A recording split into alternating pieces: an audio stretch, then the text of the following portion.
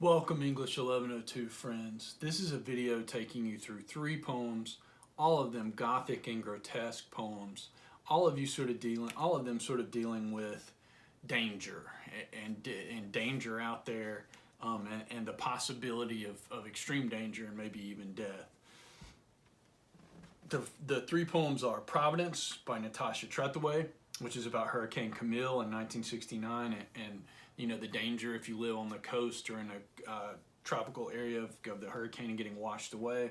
My Number, which deals with the Grim Reaper, the personification of death.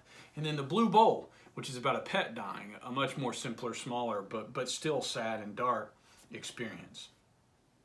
We'll start with Providence, work our way across. And Providence, if you don't know, Providence is a concept or idea. It's kind of an old-timey idea. Providence refers to God's will or fate, or people in the old days especially would say, well, that was just providence, and what they meant was, well, that was the will of God. Whatever happened was the will of God. Providence is this sort of act of God or will of God. And the way providence gets used in this poem is surviving the hurricane, and you come out the next day and your house is still standing. It's providence. God protected you or cared for you or something like that. Because you look around and the world, the yard is flooded and it feels like everything else got washed away, but you're okay, and it was providence. What's left is footage. And she's thinking about these videos. After the hurricane, what's left is videos. The hours before Camille, 1969, hurricane parties. If you're not from the coast or the Caribbean, you might not know what hurricane parties are. Hurricane parties are a tradition, especially in the Caribbean. When a hurricane is approaching, people would get together, often at a restaurant or a bar, and celebrate and drink in this sort of almost gothic way, which is we all may be dead tomorrow. We may not live through this, so let's go out having a good time. And this tradition of hurricane parties of, let's lock everything down and then sort of celebrate, because this might be our last night on earth. And so it's like she's looking at videos or pictures, and what she sees in these pictures the night before the hurricane is hurricane parties, palm trees leaning in the wind, fronds blown back. Y'all have seen this, those palm trees getting blown and almost blown over in hurricanes. A woman's hair. Then she jumps to footage the next day after the hurricane. The vacant lots where things have gotten washed away or blown down. Boats washed ashore. You especially see this. Hurricane Camille hit the New Orleans, the Gulf Coast area, Mississippi, Alabama. And what you see anytime a hurricane hits that area is these boats getting washed ashore in places like Biloxi and Mobile and New Orleans. A swamp where graves have been, the storm surge and things being flooded. I recall how we huddled all night in our small house, moving between rooms, emptying pots filled with rain. The roof's leaking and it's raining so hard, water's blowing in. And then the next day, our house on its cinder blocks, the foundation of the house, seemed to float in the flooded yard. And so she comes out and opens the door or looks out the window, and the yard is flooded, but the house is still standing. And so it looks like the house is just like a boat almost, like just floating in the flooded yard. No foundation beneath this. So she thinks about how close they came to just getting washed away, no foundation. Nothing I could see tying us to the land. In the water, our reflection trembled. That trembling is to look how close we came. We almost got washed away. We trembled. Disappeared when I bent to touch it. And she touches the water, and the reflection of the house goes away, and she thinks how easy it would have been for them to get washed away. But providence, the will of God, by providence, they were saved. And so she thinks about how fragile, surviving this hurricane was, and how lucky they were to have survived it. This idea that they were protected, it was God's will or fate or something like that. So she stands out there the next morning and sees how easily they could have been just washed away and is grateful. My Number is a much lighter poem in one sense because it's sort of silly. It's about meeting the Grim Reaper and talking to him. This poem uses personification, and the Grim Reaper is a personification of death. If you know the Grim Reaper, the Grim Reaper is this personification of death. If you don't know what personification means, personification is when an abstract idea is turned into a person.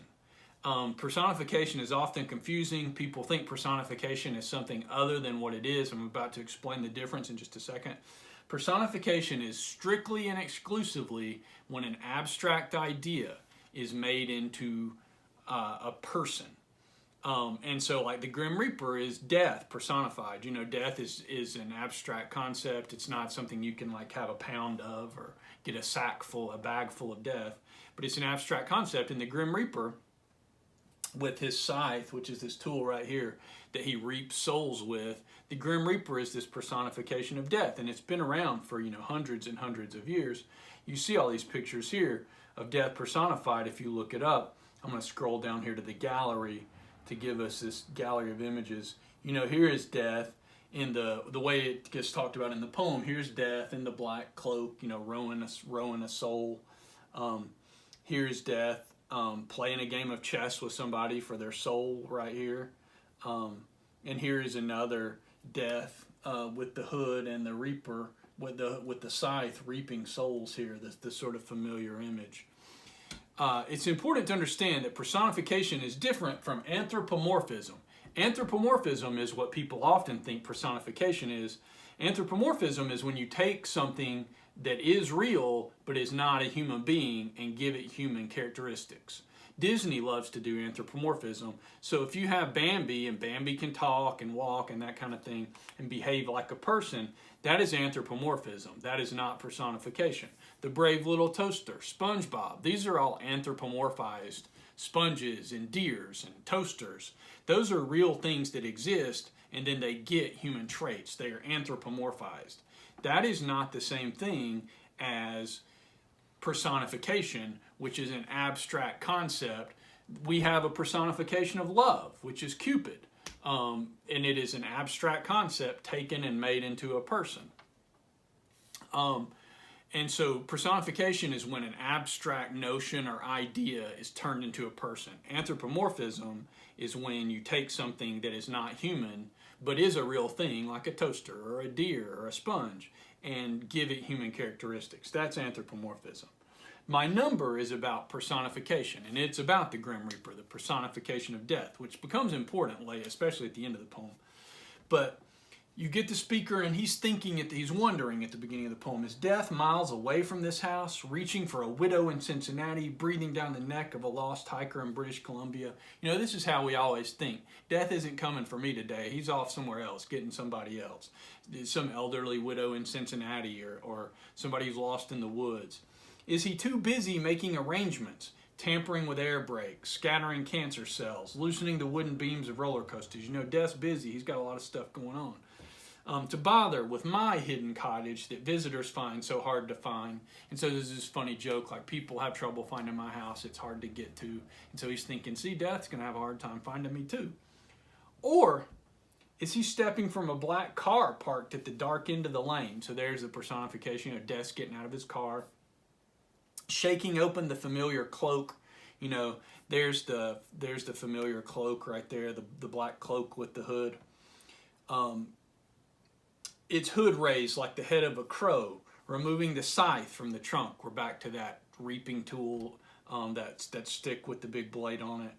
Did you have any trouble with the directions, I will ask, as I start talking my way out of this? And so it's like he's going to talk his way out of death. He's going to talk death out of taking him.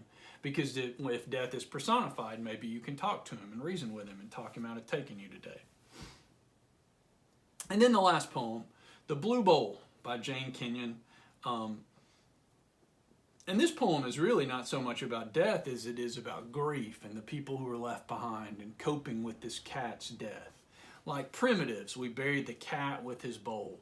She's referring to the old tradition, 5,000 years old, going all the way back to the Egyptians, of burying people and animals with their belongings. So they bury the cat with his bowl.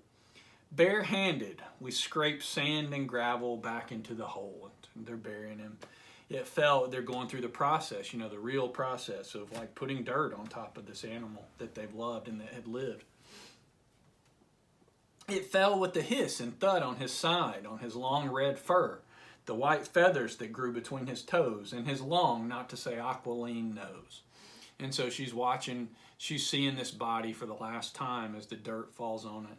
We stood brushed each other off. There are sorrows much keener than these. And so she says, there are bigger losses than these. You losing your family, your friends, other humans. This is not the saddest thing that can ever happen. Silent the rest of the day we worked, ate, stared, and slept. It stormed all night. Now it clears. And so it's like, it becomes this metaphor, like you go through this storm of loss, this grief. Now it clears, and a robin burbles from a dripping bush, like the neighbor who means well, but always says the wrong thing. And it's like when your pet dies, other people, nobody understands how much that pet meant to you and how hard it is to lose that pet. And other people try to console you or say things to you to make you feel better, but they don't understand. They don't understand how much you love that cat or that dog or whatever. All you can do is just sort of wait for the storm to clear. It's a dark moment, but then it clears, and you try to keep going forward. And so this poem is about this sort of image and the things you remember about, like pets that you love and animals you love, like the cat's blue bowl and the little white, those little white feathers between his toes, the little white fur between the toes, and the long red fur and that stuff. So this is about a little loss, not losing somebody close to you or the person you love or something like that, but just a little loss that a little loss, but it hurts, and you feel it and you remember the thing you lost. So hopefully this helps you understand these three poems: Providence, about Hurricane Camille and almost being washed away; My Number, about death showing up and you trying to talk your way out of it; and then this poem, The Blue Bowl, death shows up, but it doesn't take you or your partner, but it does take the cat, and it's this moment of, there's bigger losses, bigger grief, but it's a really sad moment. So hopefully that's useful in understanding these three poems. If you've got questions about any of them, or about Natasha Trethewey, Billy Collins, or Jane Kenyon, all still alive as I sit here making this video. So they're out living and working and writing. If you've got questions about any of that, be in touch. Thank y'all.